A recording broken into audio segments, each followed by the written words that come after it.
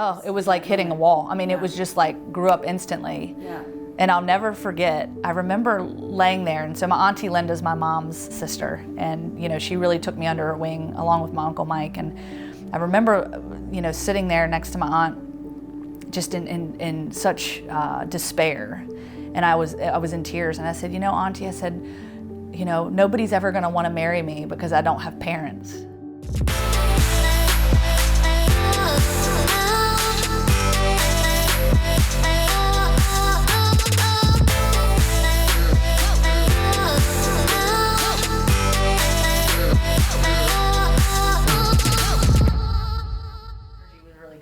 Hey guys, thanks for watching Weddings by Cled, and welcome back to our exciting series, Bride to BFF. Before I go on, I just want to ask you, if you love what you're seeing here, please subscribe. It costs nothing and you'll be in the loop with all of our brand new content. So back on topic. The connections I've made on this journey mean so much to me. I learn and grow from every experience, and I've been blessed with friendships that have had such a deep impact on my work and my life. When you work with a client and planning an event, you experience the full range of emotions, from the highs to the lows to everything in between. It's hard not to form a connection. And I want to share those stories with you, because whether you're a bride or an aspiring event planner, this will be the most rewarding and joyful part of your work. Today's bride is one of those clients who I clicked with immediately. When she walked into my showroom, I just knew we would gel. I loved how transparent she was about her story, how enthusiastic she was about her wedding, and how gracefully she handled the challenges placed before all of us in planning a wedding during these uncertain times. Lauren Sisler is a force to be reckoned with. You may recognize her on the sidelines as a broadcaster on ESPN and the SEC network, as well as a sports reporter on Alabama's own AL.com. Lauren is a storyteller. She's not only passionate about the sports, but even more passionate about telling the stories of the coaches, athletes, and fans who make it more than a game. And she has a story of her own, one that offers a message of hope in the aftermath of tragedy. I had the honor of planning and designing her wedding, and in this story, you'll find out how I got to work with her for a whole additional year. I am so glad you're here. Me too. Yeah. I just walked through the door and was like, oh, you're so radiant. This has all just worked out so well, because I started Bride to BFF, and like my first debut was a friend that lives in Sarasota, and she just happened to be here. And you're a friend that lives in Birmingham, and you just were like, oh, I'll be in town next week. I know, you literally texted me and like, are you coming in town anytime soon? I said, well, Next week. next week. Football season's about to happen, so we hope. Decisions are still being made, but football season is hopefully going to happen. It's not if, it's more of when. So I'm just glad to be here, and obviously getting to see you and, always have a big smile on your face. Well, and it's like we sort of had a little break, because we went through the planning and the replanning, and we'll talk about all that. But, just in like talking to you in the last hour, like I'm getting so excited for what's to come. But I guess we have to rewind a little bit, and talk about how we all started. Yes. And I remember the day that you walked into my showroom. You had contacted me, I guess Mountain Lake, your venue, referred me. Yep. And I got a wedding wire, referral from you, and you walked in, and I'll never forget that day, because we clicked. We just so clicked. I had so much fun in just conversing with you about the wedding planning, and you were so enthusiastic about it. And I love that, because that like feeds me, and it just gives me something to work with. Yeah, and I think that's the biggest part of this process, and what I've learned through the process is when you connect with people on a different level. I felt this connection with you right away, and almost this trust, and we start going through the process of, but it started out with you getting to know me. Yeah. Because you needed to know my personality, what is this girl like? What are her interests? How can we make this fun? Are we gonna go more traditional? Are we gonna kind of think outside the box? And I think, we kind of blended the two together, and now we have the opportunity to do it. And you knew what you wanted, and yet you were open. which was such a nice, fresh, refreshing combination. She's the pro, so sometimes you just got to let the pros go to work. And I'm also very indecisive. That you're kind of indecisive, but in a fun way. Yeah, but you at least like put options out there, which was like I knew, like just you were so like effervescent, and I knew that we were going to have color. You know, and you wanted color, and that's what spoke to you when we started talking about decor and the process of the day and everything. But I think more importantly, before like we got into all of that, we shared our stories. Like we really got to know each other. And I had no clue, and I don't think you even knew about my story, but we shared a bond over grief. We shared a bond over loss. It gives me chills just thinking. And that like. And you didn't know my story when you were telling me yours, and then I told you mine, and it was like, wow. I talked about, in my last series, I talked about the loss of my daughter, just as you were telling me about the loss of your parents.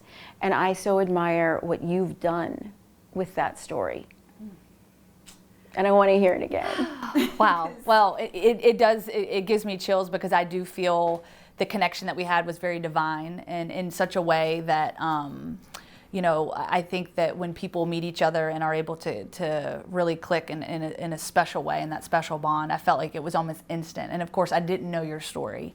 And as you're telling it to me, it's just my heart just, I could empathize with you in such a unique way. Now, I don't know what it's like to lose a child, so it is different in that aspect, but I can empathize with you in that losing someone special very tragically, very unexpected, and for me, I was a freshman at Rutgers. I was a gymnast, and people are always shocked by that. I'm sitting down right now. I'm 5'9", so everyone's like, I think I remember telling you, like, you're the petite little one that like could be the perfect gymnast prototype. Not me, no. But you were. I mean, my gosh, yeah. So I trained here at Roanoke Academy of Gymnastics my entire life. Shout out to my gymnastics coaches, Lisa Mason, Barb Yurka. And that was my dream, was to get a college scholarship. So I went to Rutgers on scholarship, and it was something that my parents had poured so much devotion into, so much time, energy, money. I mean, the sport of gymnastics is not cheap. And so they just devoted a lot to that sport, as did I. And so I was here at Rutgers living out my dream, picked up the phone like I always did, called my parents, to say I love you, to check in on them, tell them about practice. And I remember hanging up the phone with I love you and said goodnight, and that was it. And nothing seemed out of the ordinary. And I grew up here in Roanoke, Virginia, and then we moved to Giles County. So I went to Giles High School. But my parents were very involved in the community. Obviously, my dad was always on the sidelines coaching my brother in his athletics. My mom was always taking me to and from the gym. So very involved. And the community knew my parents and knew the people that they were. And so when the news came, first from my father, when he called me in the middle of the night, that same night after I'd hung up the phone, he told me that my mom died. And I was just like, what? Like, I just talked to her, and it's 3 o'clock in the morning. Dad, like, I don't understand what happened. You never forget that moment. You never forget that moment. And it just talking about it, it cuts me like a knife, and I'm just like, how is this possible? And then, I said, Dad, like, please explain what happened. And he said, Lauren, I can't right now. Just get on the next plane you can. And I still have these vivid memories of flying into the Roanoke airport. It's hard for me to go back to the airport, and I'm sure you have those visions of tragic moments and memories, and every time I fly into the Roanoke airport, it kind of sends this twinge through me that it's just kind of hard to process. But I get home to Roanoke, and I'm expecting my dad to be there to pick me up, and instead it was my Uncle Mike and my cousin Justin. And in the moment, I'm thinking, okay, he's probably at the hospital. He's just taking care of things. It's no big deal. Everything's going to be okay. And we get in the car and start driving. And as we're about to exit the airport, my uncle pulls the car over. And I asked him, I said, Uncle Mike, I said, what happened to my dad? And he said, Lauren, I'm sorry, but your dad passed away too. And just to hear that, within a matter of hours of each other, I'm 18 years old. Like, how does something like this happen so suddenly, with really no answer? Was it a car accident? Like, I don't understand, And so as months go by and, everything kind of comes to light as to what was going on, both of my parents were fighting a concealed battle with addiction. And both of them had been going to a pain management doctor here in Roanoke. And, unfortunately, we're fighting this concealed battle in silence. And I think ultimately they were just too prideful to let people know they were fighting it. And, that, ultimately ended in their death because they couldn't manage the pain and they couldn't manage the prescriptions to help manage the pain. And, that was kind of the, their story. And, I think the hardest part for me was living with that shame and that grief for so long. Just being ashamed of what happened and how did this happen to my parents, two people that loved so many with an open heart and were loved by so many. Is the hardest part. But then just to have the support group. To be 18. Yeah. I know. And I think 18, well, is it really that young? I mean, I didn't even know how to write a check. Yeah. I was just, my parents said, focus on your schoolwork, focus on your gymnastics. We will take care of the rest. And, I felt like they were such a big support for me and for my brother Alan as well. And, it was just a very tragic time. And you probably just grew up years. Oh, it was like hitting a wall. I mean, it was just grew up instantly. Yeah. And I'll never forget, and it brings me back to where we are today. And I think I told you this in the showroom. I guess, when everything had happened, I was just so sad and, devastated that I remember laying there. And so my Auntie Linda's my mom's sister. And, she really took me under her wing along with my Uncle Mike. And I remember, sitting there next to my aunt just in such despair. And I was in tears. And I said, Auntie, I said, nobody's ever going to want to marry me because I don't have parents. So I just thought this wedding day was never going to happen. I just thought my life, everything, everything has just gone off the rails. And, this vision of okay, you go to college, you get a degree, you graduate, you have this career, you meet your man of your dreams, you go get married, you have kids.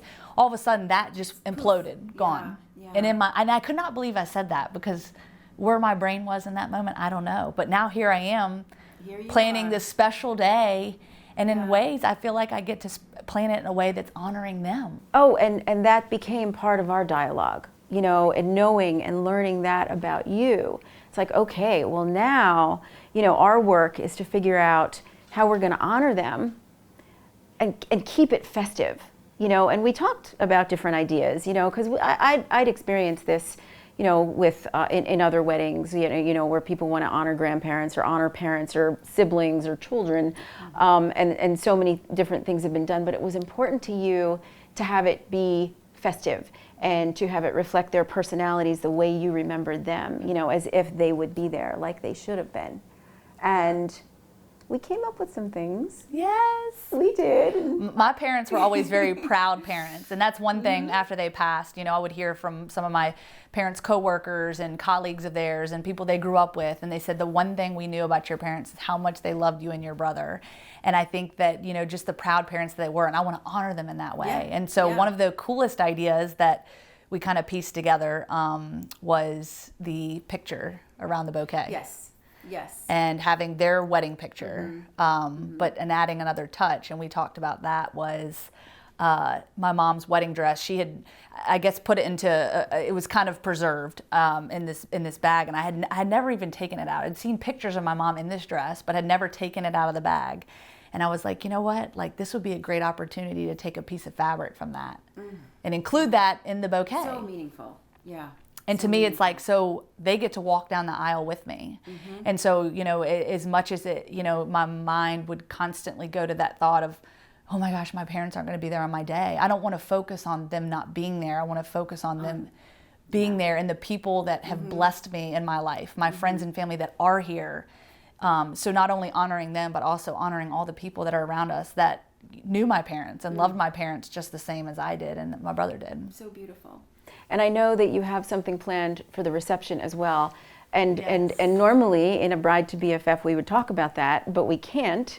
And because we haven't actually done your wedding yet. I know, segue. There's a twist. It's so we're going and then twist, y'all. There's a twist here. So, we had everything so beautifully planned out, and we had so much fun doing it. I remember we took a drive to Mountain Lake one day together, and I felt like that day, I didn't feel like client and planner. Yeah. Like, you were like showing me pictures of tuxes, and we were at that level, and we were having so much fun. And I think that was maybe February-ish. Yep. And then enter COVID. And I remember, so, mid-March is when things were like, whoa. And so, I had a May 30th wedding planned. And it's so crazy because I remember saying, I'm going to give her a few days because things are probably heating up. And I said, all right, I'm going to text her. So I texted you, and then you called me almost right away. And you said, let's talk about this.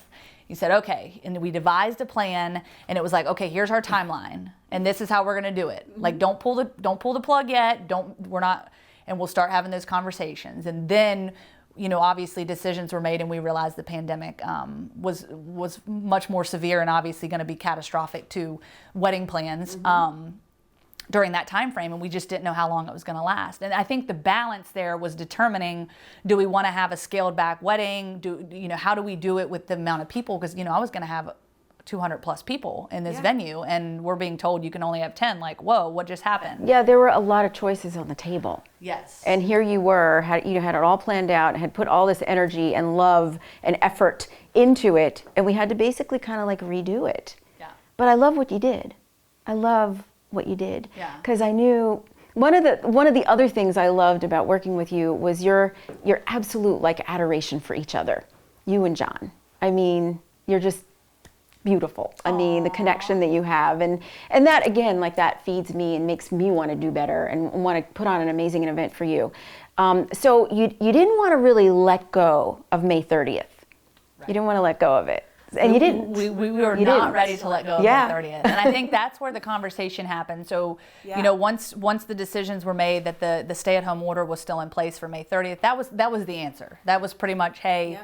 We got to adjust. And so then it came down to, okay, do we just postpone altogether? But John and I, we both live in Birmingham, and we had, been living separately, and we had this idea of buying a home together, and we had just closed on a home in early March. And it was like, okay. I remember hearing about moving day. And I was moving day, and I was adamant that, we're going to wait till we get married to move in together, and to create that special bond between he and I, and that was strong on my heart and his. And so then we had to make that decision. This isn't just about a wedding day. I mean, this is our covenant with God, and how does that look? What does that look like? And so we had a lot of factors coming into this, and so we said, all right, okay, let's take a step back. And yes, I still want that big wedding day. Yes, I still want that big celebration. I want to be able to walk down the aisle, and I want to see everyone smiling. I want all my family and friends to be there. But ultimately, I want to marry the man of my dreams. And so how do we have both of those? Well, that means you get to have 2 weddings. Yay! 2 weddings. Yay! And it's so nice that you're saying that, because that's why you wanted to marry the man of your dreams. And that's really all it's about. Yep. Because there's all the other stuff which we love. I love. Yeah, I know. We don't want to downplay the pomp and circumstance. But it's about marrying the man you love, and you did it, and you did it so beautifully. And it was such a beautiful, tiny wedding. And I didn't get to be there because I don't think we could really travel then. No. But you it's so precious. I mean, we have pictures. Yes, we have pictures. We have pictures, we have video. It turned out beautifully, and I was telling you this before we started this interview, is one thing that I always dreamed of getting married in the church. That was just always part of the traditional plan. And we weren't going to originally do that. And we weren't going to originally do that at Mountain Lake, because logistically it just would have been hard to do both, and having a place I called home. And so I've been in Birmingham, Alabama since 2011. And so Church of the Highlands has become our church, John and I's church. And so we have a good friend that we work out with, Pastor Lane Schrantz, and he before I could even open my mouth, we were in the parking lot and tears were starting to stream out of my face when I knew that I was going to have to change my wedding plans. And hey, can we ask you something? He says, yes, I will marry you. And so before we could even say anything. So he knew. Yeah. And then he said, where do you want to get married? And John was a little bashful because getting the chapel at Church of the Highlands, it's such a large church, and people, I mean, you know how it is. A venue books out, I mean, years in advance. Not in May 2020. I mean, crazy. Yeah. And I'm just like, okay. And so there was actually a wedding scheduled for that day, and it actually ended up getting canceled. But he said, I don't care if we have to do it 11 o'clock at night. If you want to be married on May 30th, that was it. Yeah. So we ended up getting married in the church. Intimate private setting, you know, we were under the social distancing rules. We had our family members there, our 10 people. We got the videos and the pictures, obviously, to show for it. And then the coolest thing is, you know, after we had said our vows, and, you know, it was just such an intimate, and I felt like I was so in the moment. And that was what was so special about it. I was so in the moment. I had the butterflies and the excitement. But when those doors opened, it was like me and John, and that was it, you know, in that church. And it was an empty church, and, you know, just our family members in the front row. But when we walked out of the church, one of my good friends in Birmingham, Natalie, had stolen my wedding invitations that I had not sent out yet. So I had my wedding invitations in a box, and she somehow like schemed this thing with my aunt, found those invitations, and called everyone, or went on Facebook, on social media, everyone that was in Birmingham that could be there to come surprise us. Oh my gosh. So we walk out the doors, and there's 40 plus people with their pom-poms and shakers and noisemakers. How cool. There to basically surprise us. And, you know, so in the midst of all of that, just the love and support that came from it was just so amazing. And, you know. So it was just a different amazing. Different amazing. Yeah. Than you had expected. And now you get to have a whole other amazing. I get to do it all over again. Like, not many brides, you know, that's one thing brides say, like, I want to wear my dress again. You get one day to wear it. Well, like after almost every wedding that we do, they've had so much fun that they say, let's do it again. And usually you're like, yeah, whatever. But now it's kind of a reality. It's a reality. Like, yeah, it's kind of a thing. Like, we might be onto something here. Because I'm going to be honest, I had a couple people saying, like, just save your money. Like, once you get married in the church, like, you're not going to want to do a wedding celebration. False. 100% false. Yeah, you have to have that celebration because that was such a big part of it for you. Such a big part. Yeah. So we're going to keep some things. We're going to change some things. It's going to be just as fun, maybe a little more fun, maybe a little more like party than, you know. We're gonna preserve the ceremony part, right? We're gonna do that, but maybe a little different, maybe a little less formal and reverent, but just so that your loved ones can see you say your vows together, like sort of a renewal, but not really, you know, and then segue into this really great like party kind of situation with just dancing and fun and movement. You know, this isn't like a sit-down dinner. You know, this is just movement. And I think that was kind of one thing going into it is you kind of learned my personality early on. And knowing, so that was one big issue, remember? That was like the first issue. The first issue was I had already set my guest list, had sent out save the dates, and you're like, wait, so how many save the dates did you send out, Lauren? And I was like, oh, like almost 200. And she says, you do realize, like, you know, I mean, you can account for a drop off in those numbers, but especially when it's a wedding like that, when people can come spend the weekend, like it's the resort that Dirty Dancing was filmed. Who's not going to want to come, right? Yeah. And it's you. And it's me. Well, I mean, you know. But see, like I'm getting bashful here. But with all that being said, you're like, oh, we're not going to fit 200 people. Because originally, I guess it's just that mindset. We're going to have seats for everyone because that's kind of the mindset. You know, you think tables and chairs. Yes, that was my mindset. That's and I'm like, how I thought there's it no way that we're going to fit whatever. I think you're kind of fudging on that number. I think it was more than 200. Let's be honest here, because I remember like I heard it and I was like, how many? You know, and we're going to seat them. I think I sent out like 290. 290. Oh, 290. That's a little different from 200. Yeah, like plus one. Oh, the little plus ones in there. Okay. But you know, I think that's the fun part of this whole thing is that we have this opportunity to blend the traditional wedding, which obviously was sort of the plan anyways, but you know, the thoughts of having the dessert bar and the candy bar, that's all still intact.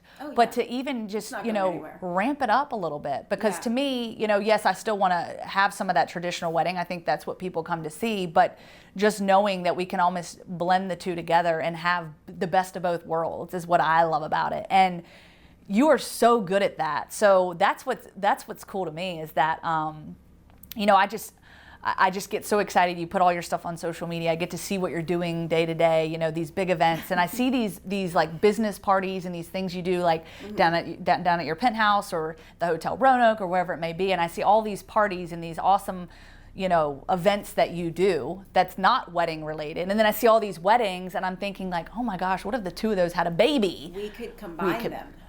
I mean, this would be amazing. And so I think that it will be an event. Yes. And that's what I love, because I almost feel I can just say wedding. We said if they had a baby, Yeah, so we need a new term for this. we're going to come up with one. Wed event. Wed event. event. What event? It'll be a wed event. It'll be a wed event. Yes. What-abration. Like a celebration. What-abration. What-abration. Oh my gosh. Okay. We went down a big rabbit hole there. Yeah, we did. It was fun though. But I think that's the cool part. Is like you know, I can literally just say, Caroline, you know, let's add some sparkle, let's add this and that, and you literally just have this vision. And I don't even have to you don't even have to sketch anything out or like hand me anything for me to know I'm gonna walk in that room and be like blown away. You know why? Because you told me your story. And you shared your personality with me, and we created a trust. And it sounds crazy that like that kind of deep stuff would lend itself to like being able to throw a party for someone, but it's profound, you know. And the more we connect and the more we get to know each other, you have trust in me and I have trust that you're gonna love it. And that's where that all comes from, you know. And that's what makes it so cool. But more than that, like the way that you've handled COVID and your wedding, because I've seen it all. I've seen, like I said, the full range of emotions, and I respect every single one of them because everybody responds differently. But you just look at us. I mean, we're laughing about it, and you responded so gracefully, even in the heat of the moment, you know, when it was all going down. Because, like, I'd say the April and May brides really took the brunt of it, you know, because that was at the beginning. We didn't know what was going on. You know, a lot of them rescheduled to, like, now, and they're still having to reschedule again. That breaks my heart. I know, but, like, still, like, you were so positive about it, and you're such a, like, you should do a TED Talk for brides on this. Like, you're such an inspiration. Like, do you have, could you like what would you say? Like, what words of wisdom do you have to other brides who are like in the throes of this right now and maybe not as like woo woo as you are, because like, they need to be, they need to have fun with this. Well, and I think now that I have gotten married, you know, officially being married to John Willard there, you know, looking back, I feel like I do have a lot of perspective that maybe some people wouldn't. And one of the biggest things is that, yes, the celebration needs to happen. I want to bring my family and friends into the celebration. They got to see it from afar, from the pictures and the video, which absolutely is phenomenal. And I think that the emotion of that day was very present in those photos and obviously the video, but nothing like being there and to be able to celebrate and for me to have that interaction with them. But what I love, you know, just through this whole process is it's been such a learning experience for me. And yes, don't get me wrong, when we pulled the plug and said we're postponing, we're doing this little thing, whatever. I mean, I laid on the couch and boo-hooed for 2 days. So to those of you brides out there that sit and boo-hoo, like, let it out. Boo-hoo it out. Boo-hoo it out. Let it out. Because let me tell you, it's there. The emotion is raw. It's real. Because you said it perfectly. You spend a year and a half pouring your heart into this thing. So planning a wedding is not just the pomp and circumstance. You become attached to this. And I think that's one thing I did learn in the process too, is you do become attached, but sometimes to a fault. And in some ways, you have to take a step back. You know, the font on the invitations and the way this looks and the stamp on this invitation and every little detail, you know, at the end of the day, you're marrying the person that you love. And that's what you have to keep in perspective the entire time. And so when you find yourself, you know, getting frustrated, and you're gonna have frustrations, don't get me wrong, but when you got people like you that kind of calm you down, you know, like she's a therapist over here too. Like she counseled me many a times. But I think that's the one thing I would say to people is and people say it all the time, be in the moment. But if you can truly saturate yourself in the moment, but also the planning process, because I am excited. And I watched your video with Jordan over at Studio I Do. You're talking about the bride night. Oh, yeah. You know, what's going to happen with that. But you talk like the excitement and all the brides are going to come in and get to watch this runway show and all this great stuff. And in a way, it was kind of like, oh, you almost have this sort of like envy of like, oh, I want to do it again, right? I want to do it again. And I feel like we have this opportunity, but in a way, it's almost like we get a do-over, because when we had to cancel and just focus on that intimate wedding, it's almost like we got to focus on just that. And now we get to focus on this big party. And so I think that if you can find good balance in that and have fun with it, you've got to have fun in the process.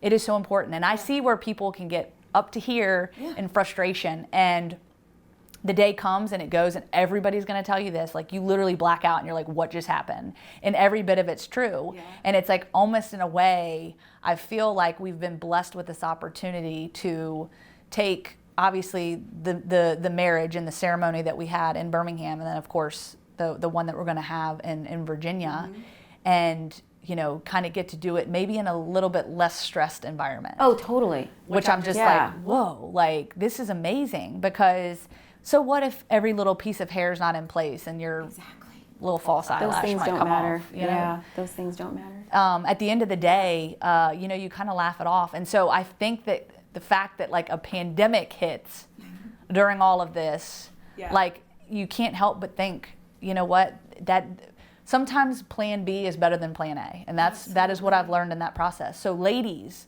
let me tell you, when things happen, just let them happen, because chances are what's coming behind that is going to be something extra special. You just got to let it happen. So true. And selfishly, I get to work with you for a whole other year. I would have already, you would have been behind me. You would have been May. I mean, it's now August. Like I would have got to work, I get to work with you for a whole other year.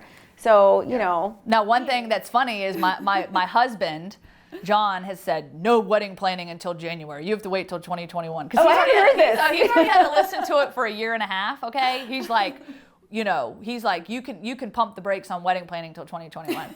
Jokingly, but you know, we got football season coming up and lots of things to keep me busy. But it is fun because I do find myself still like scanning all the wedding wires. You know, a lot of people, it's kind of like, oh, the wedding's over. All right, time to pack it up. I feel like I just get to like. You just said your husband, John. I like that's got a good ring to it. My husband, John. You know, you're doing it your way, and I love you for that. Aww. You're doing it your way. Well, I appreciate that. And we still have, you know, well, not a whole year, but we still have almost a year to go. Yep. And we'll have to like show your wedding. We're definitely going to put your wedding on our YouTube channel. And I challenged her. You can't say no to that. Way outside the box here. So I am literally gifting her an opportunity to just take it and run with it. I love that. Yeah, I don't like it in the box. No. So I'll be out of the box for sure. And I can't wait. It's going to be fun. So much fun. Yeah. I can't wait. Caroline, thank you. You literally are such an inspiration to me. I know that you have said that about me, but I want you to know you're an inspiration to me, because you are someone that does your job with such grace and with such poise, but with meaning. And I think that was one thing, if there's one takeaway in this whole thing that we talked about when we met, was that what we do is on purpose. The lives we live and the careers we have, it's not just a job. You live your life on purpose. And I think that you do it with such grace. You obviously get to do it in your daughter's name. And you get to make brides happy and to have their special day. And, you know, I know that's one thing you had said to me, that you might not get that opportunity with your daughter. And I'm going to choke up, I know. But you get to do it for so many beautiful women. Stop. And your daughter would be very proud. And I just want you to know that your heart is so transparent in all that you do. And it's what has made this process special to me and so meaningful. And I will cherish this. You know, of course I'm going to cherish the wedding forever, but cherishing this process with you and bride to BFF, right? You're never going to lose me. I'm just telling you that now. Yeah. Too bad. Sorry. So I just want to say thank you. Thank you so much for seeing that. And thank you so much for being here. It means the world to me. And thank you for watching Bride to BFF and for watching Weddings by Cled.